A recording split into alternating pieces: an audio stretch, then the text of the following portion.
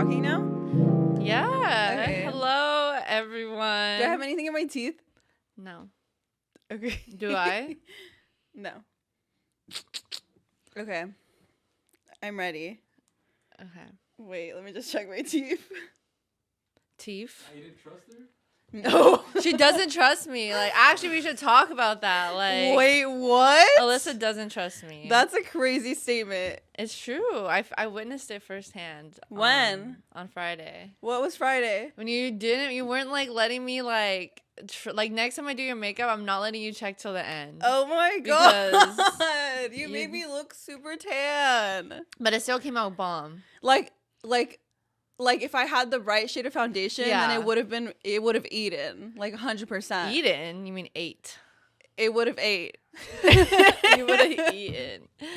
Yeah, Okay. I would have eaten dinner that night. I'm just kidding. But I still think it came out really good. No, it came out But great. But I never let people do that when I do their makeup. Like, see it like during. I feel like it I ruins have to. I feel like that's like your This, job. and then she's like, "What do you mean I am controlling?" I'm like, "This is how you're controlling." But it's like you're doing my makeup. Like that's. I mean, okay, look, it wasn't a service that I paid you for. But if I paid somebody for a service to do my makeup, I would be checking the steps throughout the process to ensure that I like it. Like, when you see makeovers in the movies, are they like checking to make sure the makeover is coming how they want? No, they're letting the person like give them a transformation. Like, well, I you can't be giving your oversee. input. No. Like, yes, it's like let it's go. like something that You need I to, want. let go. Or I can't just like allow you to fuck up my face. But you know I would. So you don't trust me that I know how to do makeup. Even though you wanted me and are asking me to do your makeup because you think the way I do it comes out good. You're not letting me like fully like give you the experience. When you're like, oh, like this is dark, but I'm not done yet. Like that's why it doesn't look good yet because it's not done. But usually when you're getting your makeup done, you have you have your mirror in front of you. No. Yes. No. Okay. Not when you get your makeup done by me. Okay. Now you know. Different. Diana's different. Yeah, I'm like, Okay. don't like. The only times you can look are like if I need you to do something, like when I need you to apply mascara, like when I need you to like do your like if you want to do your own lashes. But like, Okay, next time I won't look at all. good. I needed to get that off my chest 'cause that was really like really. But I feel like that's kind of how you are. I wasn't surprised. Okay. I was like, damn. Like the first thing she said when she saw it was like, "This side has more." I was like, Well, it did. Why would I lie? yeah, but you need to like.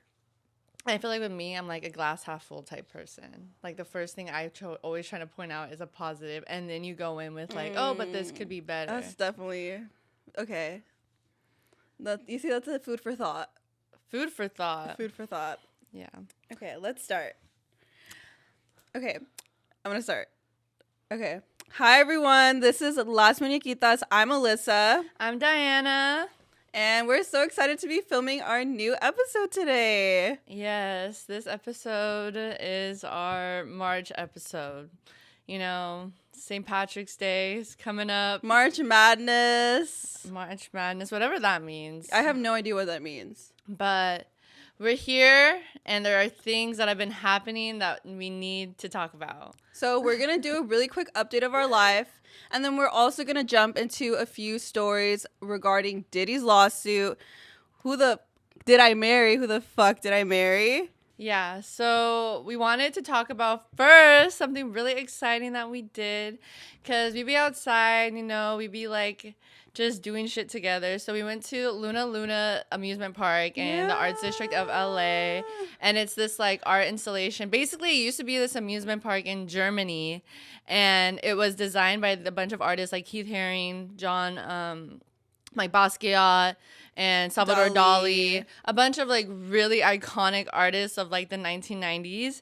And it's super cool. And it was like we were able to go thanks to our good friend Tamara, Angel Cement. She's also a DJ. She's super cool. And it was just like really fun. And I don't know if it might be moving states by the time we post this, but if you're listening from another state, you should check. You should like try to go see it. Basically, is what I'm trying to say. It was like super dope. Whimsical and fantasy like. Like it's honestly such an experience where you're like immersed into a completely different world. Like I wasn't expecting, first of all, for it to have like so much vastness. Like, I thought it was going to be a pretty small exhibition, but I think also we were super lucky to go at the time that we were, because other artists from Los Angeles were showcasing their artwork. Like, for example, Alfonso Gonzalez Jr., he was able to make some merch for them, and along with a few artists, it was super dope.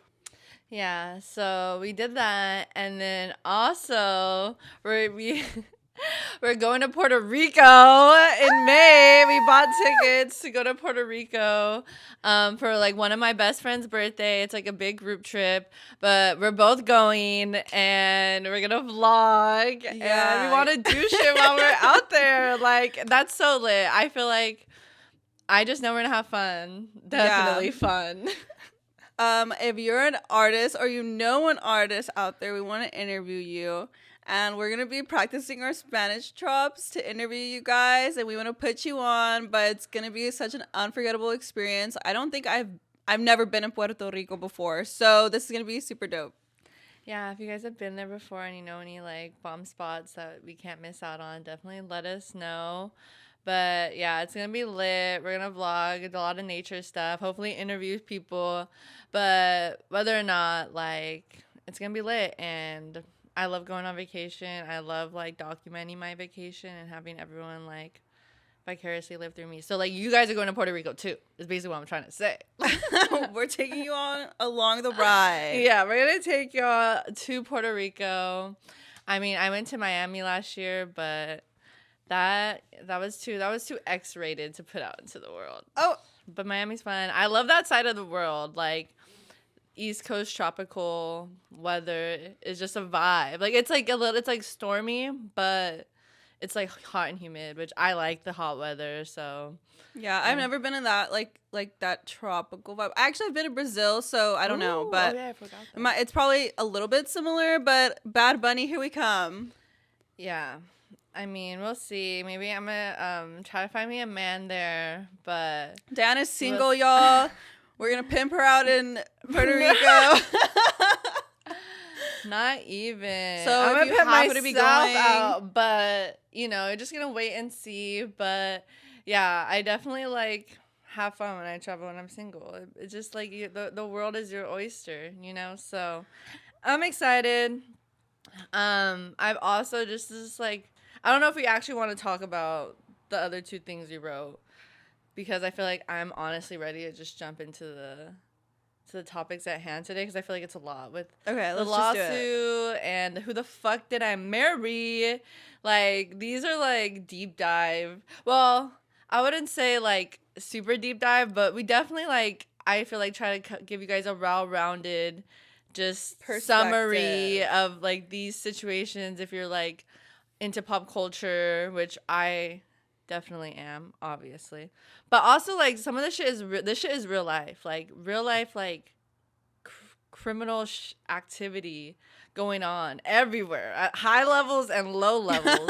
And I am here to talk about it. In the trenches, too. Yeah, I'm here to talk about it, because why the fuck not? If you're somebody like me, I honestly don't keep up with Diddy. I don't really care about him. But ever since these lawsuits came out about Cassie and also Lil Rod, I've taken an opportunity to do a deep dive on this man, Diddy.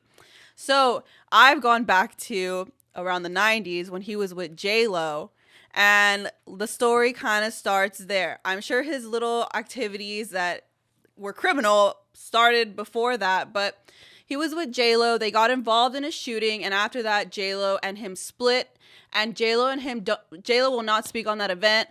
The shooting happened in a club, and he pretty much made his best friend go down for him, allegedly. And it was also rumored that pretty much he has paid people off to make people testify against his best friend, even though it was like eyewitnesses say that he was the one holding the gun.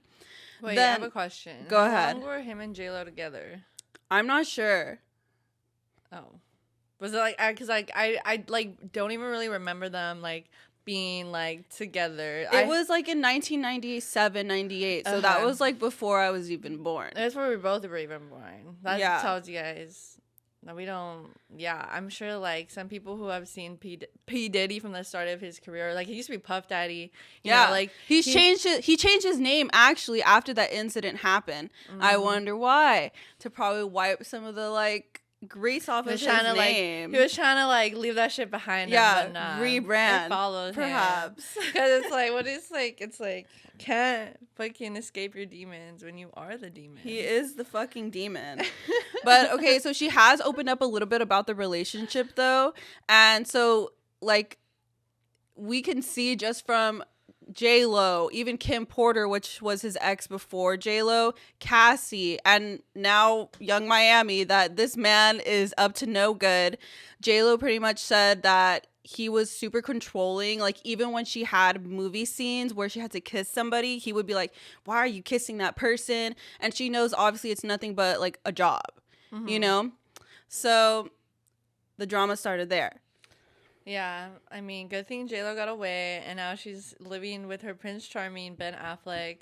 She dodged a fucking bullet. Good for her. I'm sure, like, maybe I don't know. I'm sure he had her sign, like, so many NDAs, like, never say anything. But, well, no, maybe we'll find out more. But I feel like Cassie, when the Cassie lawsuit came out, I was actually really, like, not happy is the wrong word, but I wasn't surprised, and I was actually kind of like, I was happy to see that maybe she was gonna get justice, because I feel like it has been like a really popular rumor if you're like into like rap, and especially once he started dating like Young Miami, I feel like there was more eyes on him, or like about his weird past. And basically I just found out like by being a fan of like the City Girls that Diddy has some weird rumors circulating around him, and that like people just like there are things about Diddy that people don't want to come out. And I knew that for years. And so when I saw the Cassie thing, I was like, fuck, maybe she's going to get justice. Like, these things are finally coming out. Like, people are speaking up. But then I was very disappointed when it was like she like settled with Diddy, and like pretty much it all got like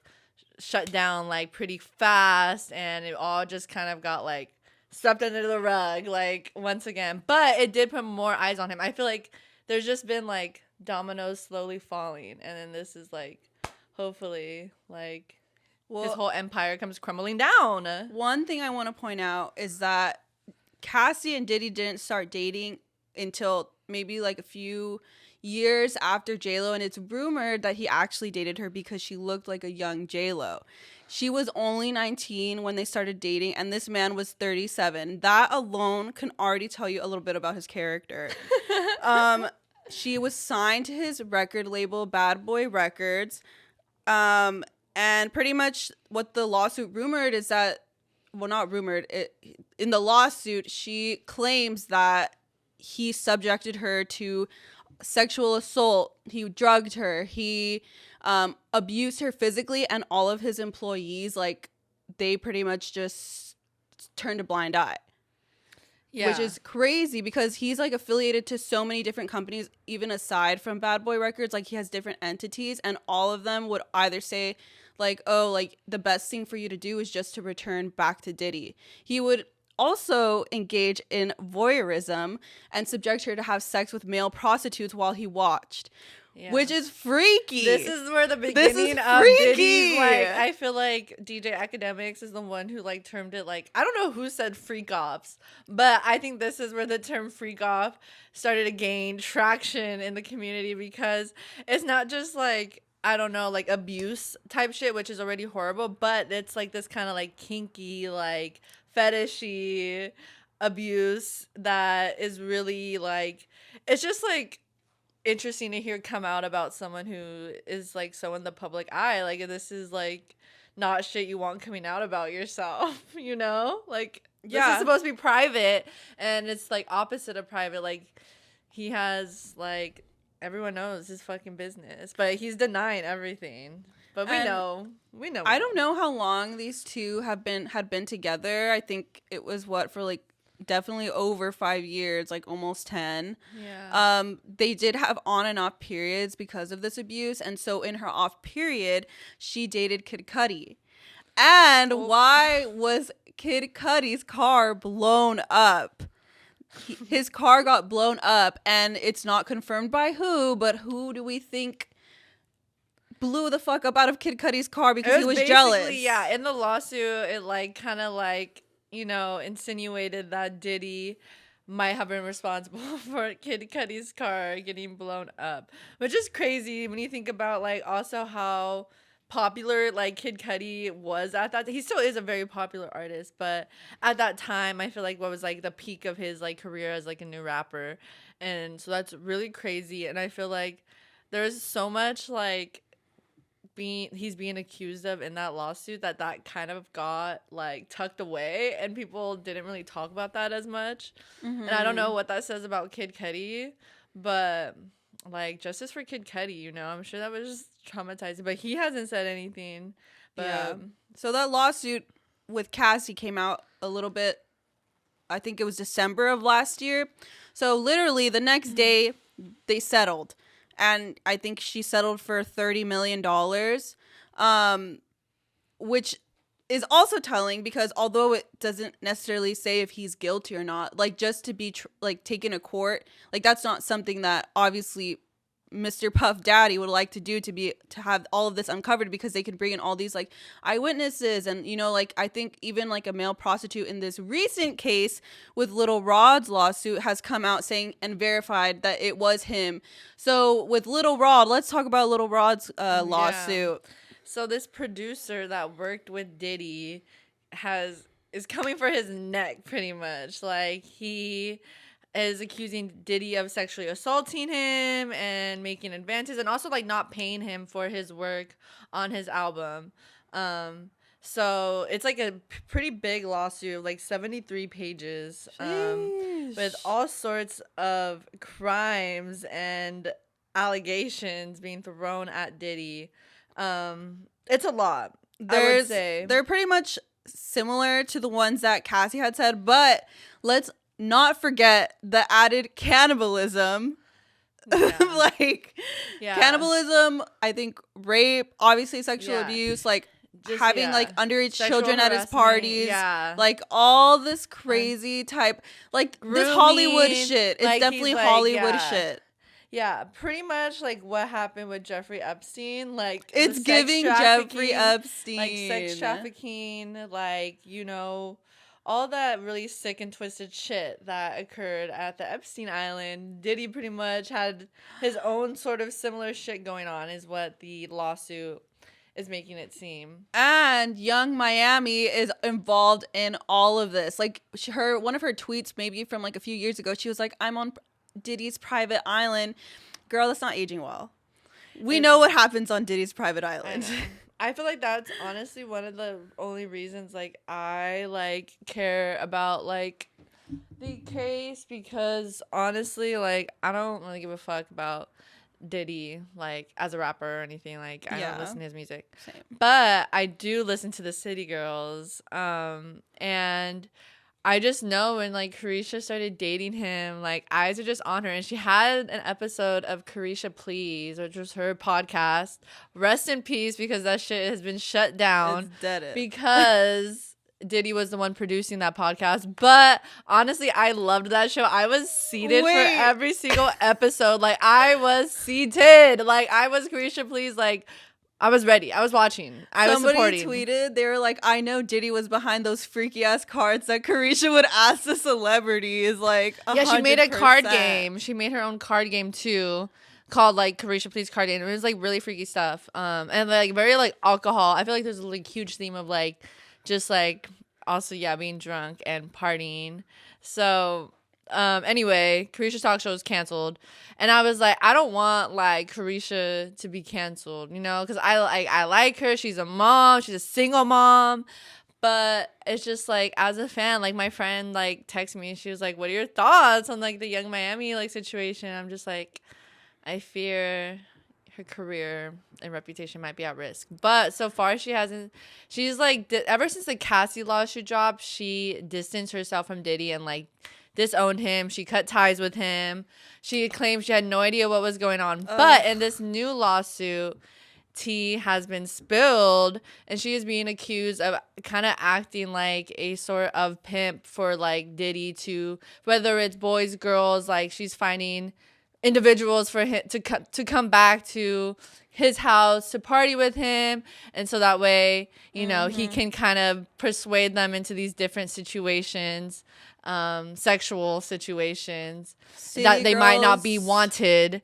And yeah, there was this whole tea with her cousin being like involved, and then like Carisha was like trying to force herself on this man, and apparently she's like a coke addict too, because like there was like lots of cocaine like detailed in this aspect of the lawsuit. And yeah, lots of cocaine, and he offered some to this guy. The guy rejected him, but then like Carisha like snuck up on him into like the bathroom and tried to like force herself on him like orally. Oh my god. And so but the guy like rejected her. So that's what I mean. There was a lot of like unwanted sexual like moves made at these events, which is not comfortable for anyone. Like, and that's why they're like naming these the freak offs, because like it was just like, and there's also bigger names. So Young Miami's one of them that she, you know, allegedly recorded people like, you know, Diddy having sex with people or had sex with other guys in front of Diddy, just stuff like that, you know, just normal stuff. City Girls down. But like I feel like from what I see, like Carisha has always been really focused on like making as much money as possible, and I feel like obviously Diddy is extremely wealthy, and basically like the rumors are is that like he was pretty much like paying her to be his girlfriend, and that he wanted to like kind of help him save his image of taking care of this single mom and her kids, and like buying her all this nice stuff and like taking her on vacation like that would help his image. Well, that's what they say a lot about, like that's what they're saying about Diddy, is that he's actually undercover gay man. Yeah. Which, for the record, is not an issue to me. I mean, I don't care that he's gay. I don't think who cares that he's gay?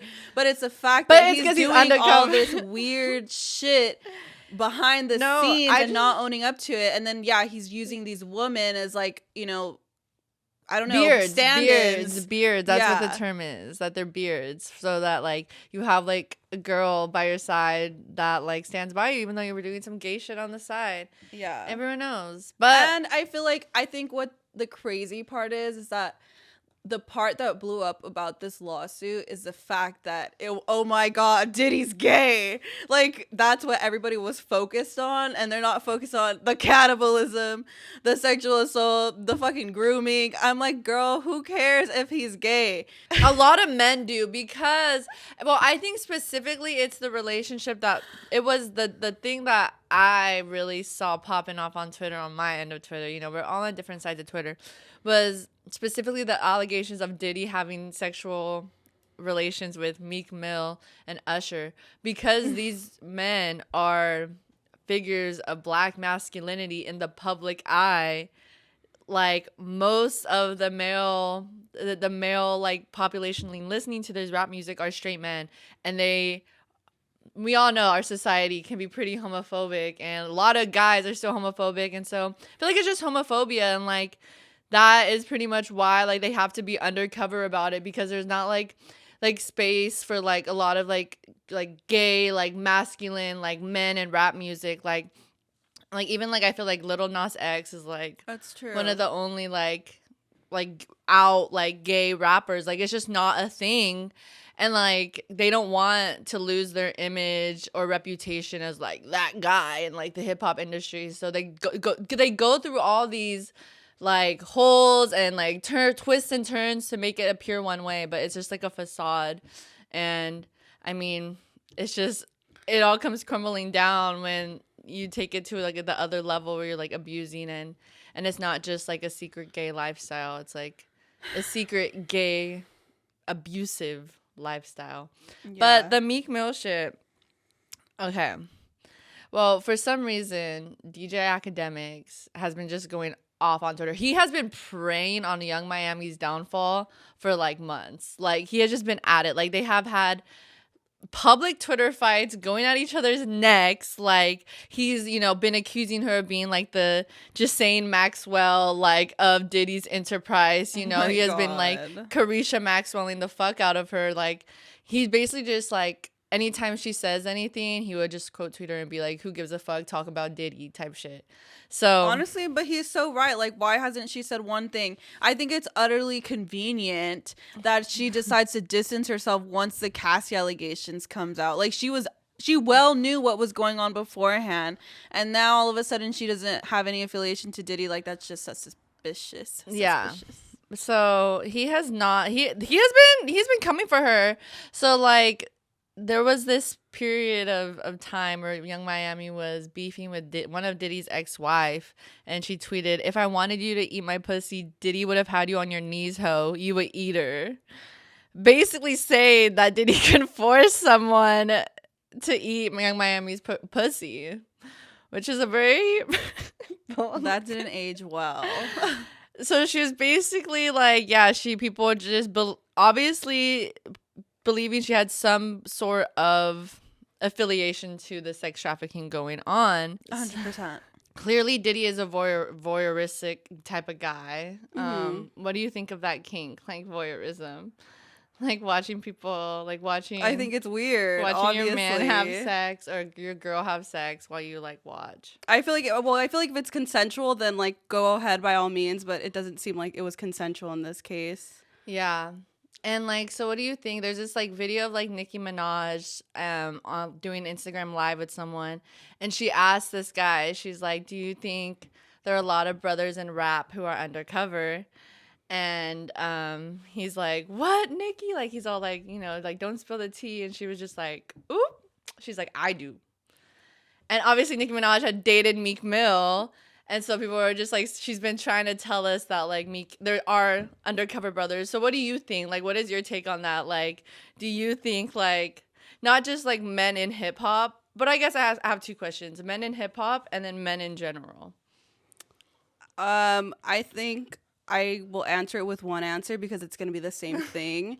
I think homophobia is alive and well, especially in the United States, everywhere, maybe even more in foreign countries than it is in the United States. And there's not a lot of space for men to be anything other than like the standard, like macho type of man, unless you're like white. So I definitely think that there are a lot of undercover men and they hide it in different ways.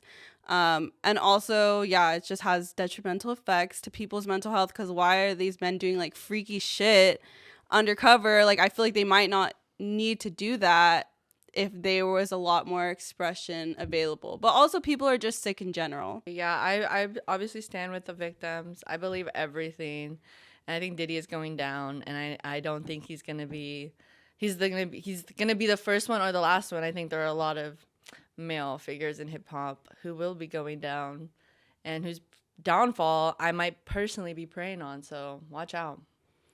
That's just Holly weird, as they say. Yep, Holly weird. Well, speaking of things that are sick, twisted, and dark, we are going to talk about the Who the Fuck Did I Marry TikTok series that has just gone viral. All the way from just a viral TikTok to being on Good Morning America. That's how you know that this is just like, it has reached the point of a cultural phenomenon. So it's also broken like TikTok records, because this lady, Risa Tisa, has filmed like 10-minute segments, and over like 5 million people have watched every single segment, and the viewers are still growing, and that's just unheard of on TikTok. So it's pretty insane what this story is, and the way that Risa Tisa actually tells this story and how engaging it is. So yeah, let's get into it. Yeah, so Who the Fuck Did I Marry? I mean, the title is like pretty self-explanatory. So this lady gets into a relationship during that beautiful month that we can all never forget, March 2020, the month that COVID hit everywhere, pretty much, that the United States went into lockdown. So they had met right before then, and I feel like personally, like that time, like dating during COVID is just like hell on earth. But anyway, so they had just met and they started dating. Apparently she got a flat tire on the way to her first date, which was like perhaps divine intervention, because obviously she doesn't, this is the guy that she ends up marrying and regretting, right? So this is a 50-part series, and it's each 10 minutes each segment, okay? So that's 500 minutes that people have devoted out of their lives to watch the series, me included. I watched the whole fucking 50 I was part surprised series. that she watched the whole series, but it was very time consuming. I would listen to it on my way to work. I'd listen to it while I was showering. I listened to it while I was washing my dishes. Like, it was a whole event. Yeah, I definitely listened to it when I was driving a lot. And I actually really like that she's also driving while she's telling this, because it deadass does have that feeling that, like, you're just in the car with your homegirl that you haven't seen in a minute. And she's like, girl, you won't believe what I'm about to tell you. And, like, y'all just seated, like, you're driving. And that's the vibe that I got. So I liked it. And I think one of the reasons, like, we don't want to spoil the whole thing. We're not going to give you a whole summary of the 50-part fucking series. Like, go watch it. It's available for free anywhere you want on YouTube. What do you think was, like, the craziest part of the story for you? I think for me, it was crazy that he lied about, well, I basically knew that he lied about everything, right? That nothing he was saying was true. I feel like for me, it was all of it to the point where, like, the cars and the houses, the London trip, like the big sort of going out of your way to make up these lies. But I don't even think I can just pick one. I think it's the whole story that is just. Yeah. What about you? The fact that, well, one, just for everyone to know, everything in this story, like, she's just, it's a whole lie. The person that she knew didn't even exist. So he promised her a lot of things that she never got in return. He took her to see houses. He promised her, like, that he had all these, like, accounts with a bunch of money in them. I think the funniest part, and also, like, very sad, is that he would print out, like, records of, like, oh, like, this is a pre-approval from Chase, like, this approves me for a house. They go take it to the realtor, and he's just like, it's fake. He tells her that he has a job at this condiment company, and he shows her the paperwork. Condiment company, though, like, I'm like, that's it's actually that part was legit. I don't know why, to me, like, I feel like hearing someone works at a condiment company, I just feel like that sounds like a cartoon. It's giving warehouse. It's just giving, like, what condom, like, anyway, I don't know. I'm not going to fixate on that part. Anyway, I just he think would that's funny. print out all of these paperworks, and he was just wasting people's time. He wasted not only Risa Tisa's time, but he wasted the realtor's time. I think the craziest part is the fact that she had a baby by this man. Well, she was about to, and she had to get a medical abortion because of all the stress that she was under. This man claimed that he had to go to work because he was VP of his company and he had an assistant, right? So they call him to go pick her up from the medical center, whatever, and his assistant picks up. And he says that he's in a meeting, but he'll take a message. And pretty much the message goes back to Mr. Legion, and he doesn't ever pick her up. He can't. And then come to find out, there is no existing assistant. It was Legion himself, and he never even had a fucking company that he was VP for. So he just he left her for dead in the fucking hospital while she just had to get a medical, like, surgery for abortion. So that was fucked. Yeah, if he doesn't even pick you up from the fucking abortion you're having of his fucking dead fetus, like, girl. But she still stayed with him. This was, like, at the very beginning. She stays, but because, like, he was a master manipulator and, like, master at coming up with, like, excuses, and the way she describes the way he would go about, like, having these excuses, like, you understand why she believed it, and, like, you're like, okay, like, yeah, like, he's telling me all this stuff, and you just will, like, make an excuse for him. Basically, she also said a huge aspect of it too was that she really wanted it to be her time to settle down and have a relationship and be married. So she just kept telling herself, like no, like, now is the time. Like, she doesn't want to wait any longer. And I feel like this woman also has, like, a very, like, Christian, like, aura around her that, like, kind of guides her perspective throughout the entire situation. And I feel like she just always had that, like, sort of Christian, like, I forgot where I was going. Like, she was very traditional. Yeah, she was a very traditional woman. But like you can't rush God on finding your like forever partner. It's basically like I feel like the message of this story, because she was rushed. She was in a rush, or she thought it was her time, and she was basically ignoring like all of the red flags. She even said herself, "United Nation of red flags that." We're showing her, and I feel like that's why a lot of people are like, oh, this bitch is stupid. Like, how the fuck do you how the fuck like can a man lie to you that much? And like you know, like you don't catch up to it. So I feel like, you know, what were you gonna say? Yeah, I think it's crazy pretty much how much people will do like just because they want to be loved. Like I feel like that's like super sad. Like I think it's a part of this culture that like, you know, you have to like as a woman like get married and have a family, and especially if like you're really traditional, come up from a conservative background, that's what's going to be pushed on you. And the lengths that this woman went to have all of that pretty much led her into this situation. Do you feel like she's dumb for falling for that situation? Okay, I don't think she's dumb. I think she's stubborn, honestly. And I do want to take a few minutes to go into the astrology of this situation, because that is what I do. That is my thing. So Risa Tisa is an Aquarius. She was recording this during her Aquarius season. And like, there's a period of the TikTok where she's like, "It's my B-day tomorrow," and so she was like, "Shout out Aquarius," and I was like, interesting. Aquarians, okay, because Aquarians are stubborn, and I have said this myself to an Aquarius that was being delusional. I said, "Has anyone ever told you you're delusional?" Oh. So I do think Aquariuses are so much can be in their own world and not give a fuck what anyone else has to say, that they like, and they're stubborn too. Like they don't want to be proven wrong. And I feel like she said that too. Like she didn't want people to look like end her marriage after 2 months and everyone looking at her like she's stupid. Like she wanted to try to fight for what she had because she wanted it to work. So that stubbornness too of like you just don't want to admit to yourself that like you made the wrong decision. You know, like that means you have to swallow your pride and like admit that like you fucked up. Yeah. Like you were kind of stupid. Like you did just ignore all these red flags. And so anyway, so the guy, Geminis, you're taking another L because he was a Gemini. Legion was a Gemini.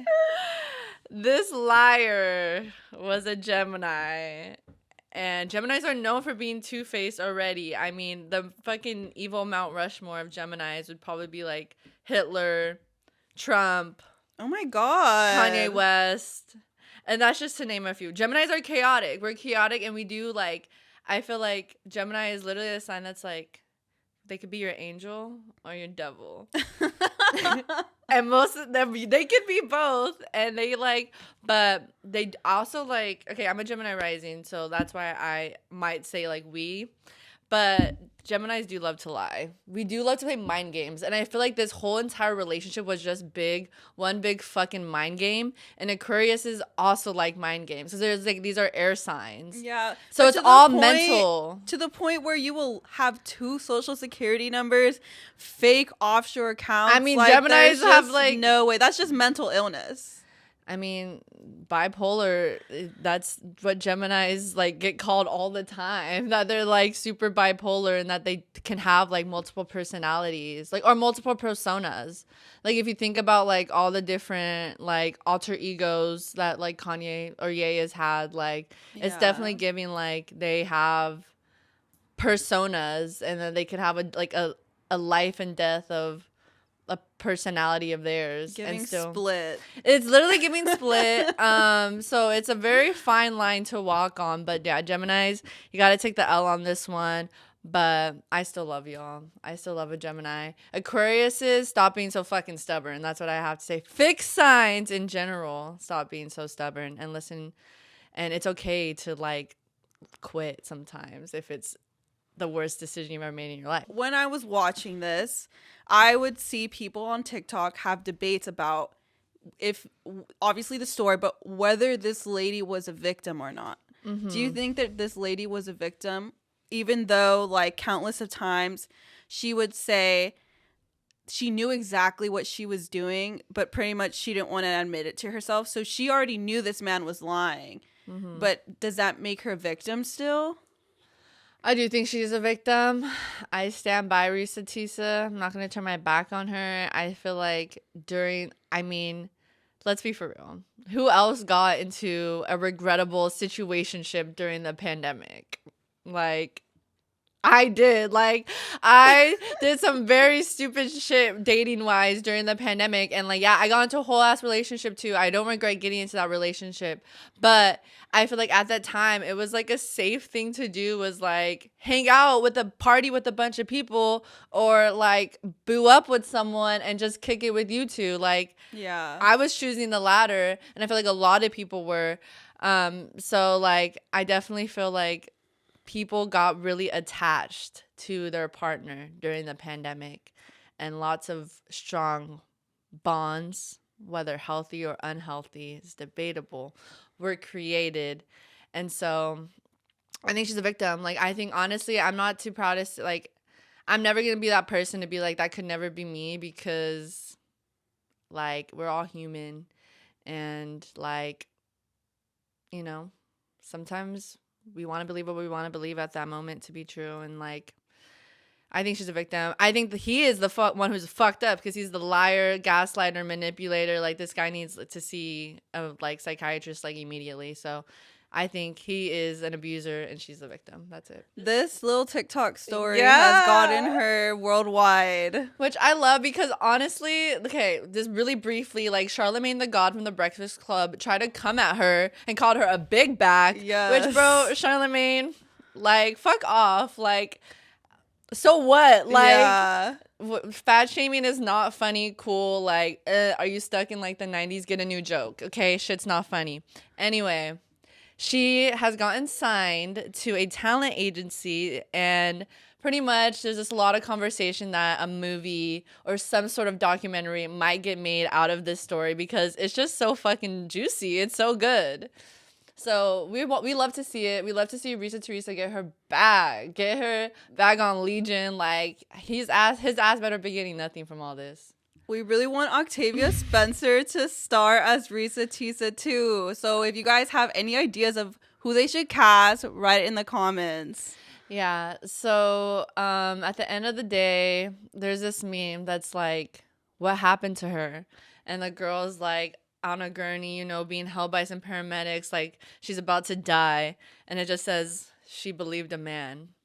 And I feel like that sums up this story and a lot lives. Of my dating experiences myself. And I feel like the last thing to say is that this is a really relatable story, because men be lying. It could happen to anybody. Like, literally. Men be lying, y'all. Like, if you think your man's not lying, double check. Make sure all your ducks are in the row, okay? This is why there are like toxicas, because men be lying like fucking Legion. Yeah, but that's it, you guys. Like, definitely let us know what you think of, like, Who the Fuck Did I Marry? What do you think of Diddy's lawsuit? Because we want to have a conversation, and we want y'all to form your own opinions based upon what we have to say about things. So if you've listened this far, I, like, really love you, and you're, like, the best person on this planet. So thank you guys so much for listening. Make sure to like, comment, and subscribe. Yeah, definitely tap in with us on Instagram, and next month we'll be back with some more bullshit. I'm just kidding. Bye.